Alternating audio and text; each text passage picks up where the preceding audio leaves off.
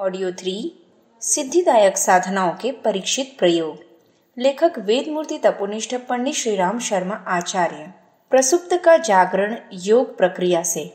शरीर की समर्थता को विकसित करने के लिए पौष्टिक आहार एवं व्यायाम का सहारा लेना पड़ता है। मस्तिष्क की प्रखरता जगाने के लिए अध्ययन एवं अनुभव संपादन के विभिन्न क्रियाकलापों में संलग्न होना पड़ता है। धन कमाने के लिए श्रम साधन जुटाने होते हैं। इसी प्रकार अज्ञात में छिपी हुई दिव्य क्षमताओं को जगाने के लिए योगाभ्यासों की आवश्यकता पड़ती है। भौतिक क्षेत्र की सुख संपदाओं से सभी परिचित हैं, पर यदि भीतर के अंतर्जगत की और ब्रह्मांड व्यापी सूक्ष्म जगत की दिव्य विभूतियों को जाना जा सके तो प्रतीत होगा कि जो प्रत्यक्ष है उसकी तुलना में अप्रत्यक्ष की महिमा असंख्य गुनी अधिक है। आत्मा सीमित है और परमात्मा असीम। यदि महत को प्राप्त करना है तो परमात्मा के साथ जुड़ना चाहिए। नदी से जुड़ी होने पर छोटी छोटी नहरों को भी उधार का पानी मिलता रहता है और वे भरी पूरी रहती हैं। परम सत्ता के साथ संबंध जोड़ लेने पर स्वल्प सामर्थ्य वाले जीव की सामर्थ्य भी असंख्य गुनी अधिक बढ़ जाती है। बड़े और ऊंचे तालाब के साथ छोटे और नीचे तालाब का संबंध नाली बनाकर जोड़ दिया जाए तो पानी का प्रवाह चल पड़ता है और कुछ ही समय में दोनों का लेवल एक हो जाता है। भक्त और भगवान के बीच घनिष्ठता उत्पन्न करने वाले प्रयासों को योग साधना कहते हैं। आग की समीपता से गर्मी और प्रकाश की समीपता से रोशनी प्राप्त होती है। चंदन के समीप उगने वाले अन्य पौधे भी सुगंधित हो जाते हैं। स्वाति बूंदों का अनुदान मिलने पर सीप में मोती उत्पन्न होते हैं। पारस को छूकर लोहा स्वर्ण बनता है। इत्र लगने पर साधारण कपड़े भी सुगंध युक्त बन जाते हैं। पेड़ से लिपटकर बेल भी उतनी ही ऊंची उड़ जाती है। गंदा नाला गंगा में मिलने के उपरांत गंगा जल की तरह सम्मानास्पद होता है। बाजीगर के हाथ से जिन धागों के सहारे कठपुतली नाचती और आकर्षण केंद्र बनती है, उन सूत्रों को प्रकारांतर से योगाभ्यास कहा जा सकता है। ईश्वर के साथ संबंध जोड़ने का प्रतिफल उपर्युक्त उदाहरणों के सहारे समझा जा सकता है। बीज के भीतर विशालकाय वृक्ष की समस्त संभावनाएं छिपी रहती हैं, पर वे प्रकट तभी होती हैं जब उसे बोया उगाया जाए। अंतराल में प्रसुप्त स्थिति में पड़ी हुई दिव्य क्षमताओं को जगाने की प्रक्रिया का नाम योग साधन है।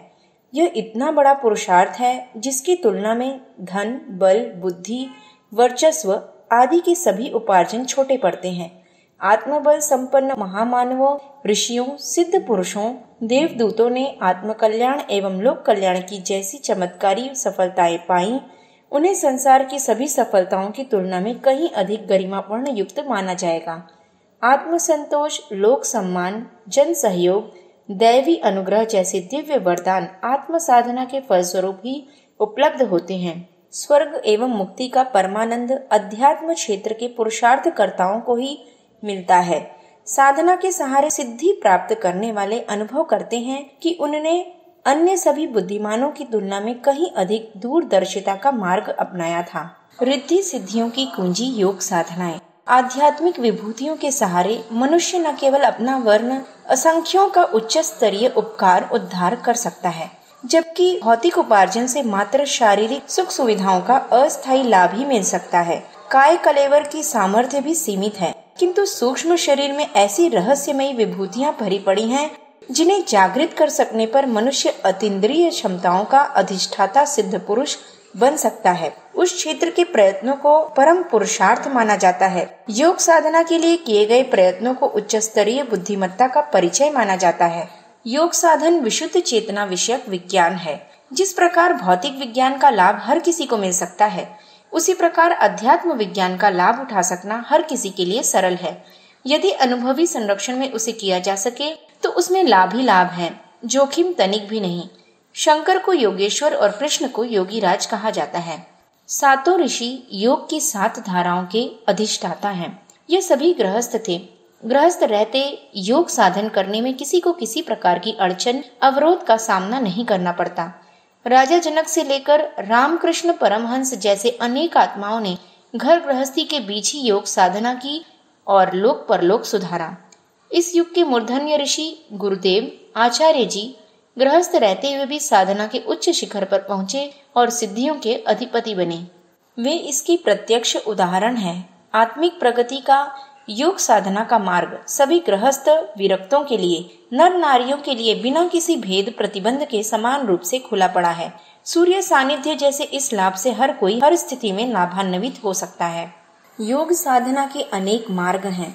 राजयोग, हठ योग, लय योग, ध्यान योग, नाद योग, प्राण योग, तंत्र योग, कुंडलिनी योग आदि उनकी असंख्यों शाखा प्रशाखाएं हैं। उनमें से कौन किसे, किस स्थिति में, किस स्थान में, किस विधान से, किस प्रयोजन के लिए कितनी मात्रा में अपनाए, यह प्रसंग ऐसा है जिसके लिए उस विद्या के प्रवीण, पारंगत एवं अनुभवी लोगों का परामर्श, मार्गदर्शन आवश्यक है। अन्यथा उपयोगी औषधि को भी अनुपयुक्त ढंग से ग्रहण करने पर हानि होने का खतरा हो सकता है।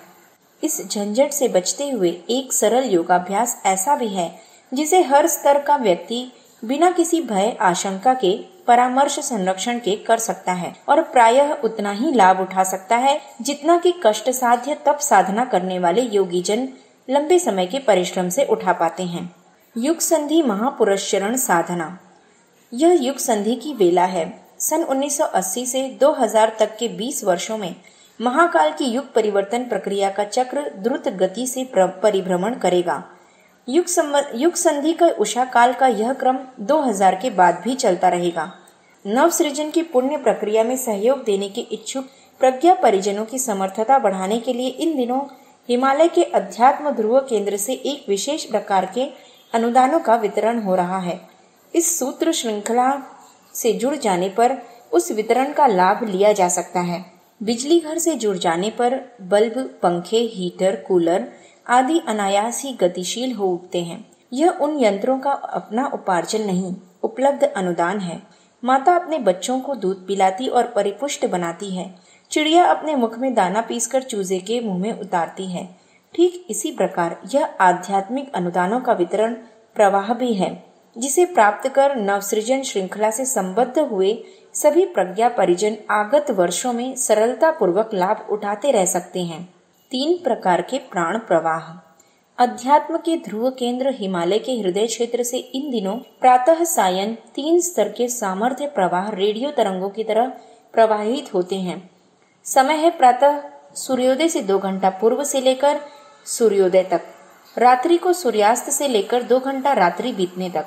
इन 4 घंटों में न्यूनतम 15 मिनट और अधिकतम आधा घंटा इस साधनात्मक ध्यान को करने के लिए कोई भी बैठ सकता है और समान रूप से बिना किसी अड़चन के लाभ उठा सकता है। इन 4 घंटों में जब जिसे अनुकूलता पड़ती हो, 1 बार या 2 बार इस साधना चक्र में सम्मिलित रहा जा सकता है। हर व्यक्ति एकाकी भी बैठ सकता है और यह अभ्यास सामूहिक रूप से भी किया जा सकता है। स्नान करके बैठना अधिक उपयुक्त है, पर जो न कर सके उनके लिए अनिवार्यता नहीं है।